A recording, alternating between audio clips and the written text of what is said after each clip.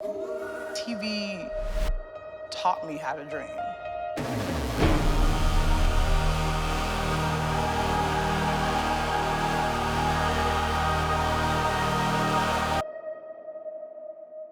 So we're almost 2 years to the point where you were traded from Washington to Phoenix. Washington, a team in the playoffs, going to Phoenix, where a team that's trying to find an identity. Beautiful city. I love it out there. A young star in Devin Booker, who you came in the league with and had been playing against. What was it like to understand that, like, that was really your first taste of the business? Like, damn, they drafted me. Now I'm off to Phoenix. Right. What was that experience like for you? Man, everything, every trade that I've been a part of, man, it's really just been like a what the fuck moment, for real. Like, because, in Washington, I got traded after the Brooklyn game, and all my teammates crowded around me and was just, consoling, like, they coming to, pretty much my need, because they knew that I was a young kid who really didn't understand the business of it. So, I appreciate Markeith, John, Brad, everybody who really just helped me out through that first trade. And I get to Phoenix, and I'm motivated to really just show that I don't ever want to be traded again, like, for real. And I get to Phoenix, and it's all love from the city, from the organization, from the franchise, and obviously I got traded 2 weeks ago, and it was another moment towards I had just had a killer workout too. Like, I was just feeling really good, showing them that I'm about to go off this season. And then after my workout, I come out and everybody like, yo, check Twitter.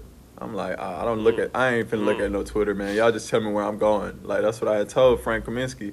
And then, it was just like, damn, like, I keep getting moved. But at the end of the day, it's the business. So, I'm here in this situation right now, man, really just trying to fight for a home, a longevity to stay somewhere. So it's the business. You'll definitely find it the way you're playing. I mean, I think you came into your own. Obviously, you showed flashes with the Wizards. I think in Phoenix, you really found some footing alongside with Devin Booker. How fun was your brief experience playing alongside him? Because you guys really made some noise for that team. Yeah, it was a lot of fun, man. It was a lot of fun to be able to – it felt like high school again for us, class of 2014. We've been competing in the EYBL against each other for the longest. So it felt like, we were able to do something that, we always wanted to do. Unfortunately, like, yeah, it's a different scenario now, but at the end of the day, we both are hoopers. So for me to be with him, for those 2 years and learn that, he was a franchise guy there, he put in the work and he put up the numbers and everything to be who he is, it just showed me that I'm not too far. You know what I'm saying? I got to keep working, because at the end of the day, I see my peer who is really doing, something that I would love to do. And I'm going to just keep working, just keep my head down. But at the end of the day, I was there to, be a supporting role in that cast. And at the end of the day, like, that's the way I got to continue to just work.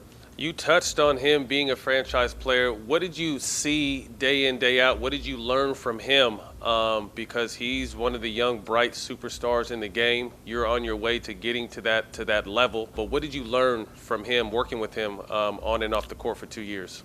Man, it's just, it's about the approach to the game.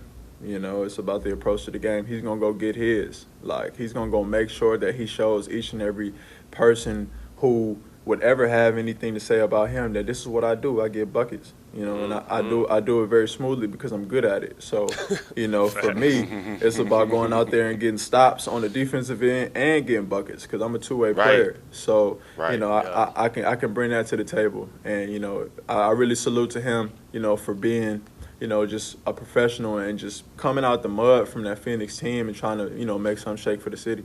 Yeah, I saw when they said they were trading CP, I was like, damn, I know Kelly has to go in that trade. But if you would have got a chance to play with CP, Book, and the big fella out there, man, that could have been scary. Yeah. But, hey, man, you ain't Golden State now. You're going to a team that won 3 out of 4 championships, arguably one of the greatest teams of all time, set the win record. When it sinks in, like, although it's not the same team, they've battled through injuries. Now that you're a Golden State Warrior, what does that mean to you? It just means that now that I'm a Golden State Warrior, we have to eliminate all doubts of any people that said that the Golden State Warriors didn't get this championships out the mud. Like that, all the bandwagon talk and all that stuff. Okay, well, I am not of the superstar status of a KD, but I can be just as effective with this group of people because we can flow together and work together to achieve one goal. So I mean, Right. that's really my mindset here, man. I want to eliminate all doubts about how great this organization is and how they have already laid the foundation to be great in the future. Last season, bubble, you get hurt going into the bubble. You were sidelined. What happened? Because I didn't really get a chance to hear. I know you did something to your knee, but what happened and how did it happen? Yeah, I tore my meniscus, my right meniscus, and I had to get surgery right before the COVID and the quarantine stuff happened. So I get surgery around in March, and then everything shuts down, and I'm continuously rehabbing with the team at the facility, but I can't come in anymore due to the COVID. So I had to rehab from home and like just get right on my own, which was cool. Like I'm always able to adapt to just different circumstances, but the mental clarity for me to go out there and compete at a high level, and especially after the season that I just came off of, I really didn't feel right going into the bubble and another uncertain trial run to just go all out and try to help this team. But at the end of the day, I was there to support, there to give all my energy to them and, help them in any type of way to win. And they went 8-0, still didn't make it. So I feel as if even if I would have played, it would have kind of just put me in a position to where it's like, oh, Kelly Oubre hasn't been working. Kelly Oubre isn't where he was before everything stopped.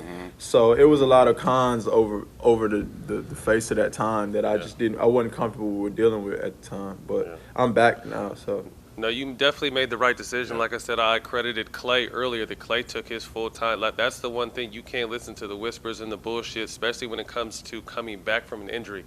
Obviously, the goal of the team is to get you on the court as fast as possible, but you have to understand you're your own business. And beyond this team, you got a full 15, hopefully 20-year career to play. So it's always important. Even something with the meniscus. Meniscus was the only, knock on wood, surgery I had while I played, but I took the full time, coming back. And still, even when I took the full time coming back, I didn't feel right because I came back right before the fucking playoffs when I was with the Lakers. I'm just like, yo, I've been out for 8 weeks now, and I don't even.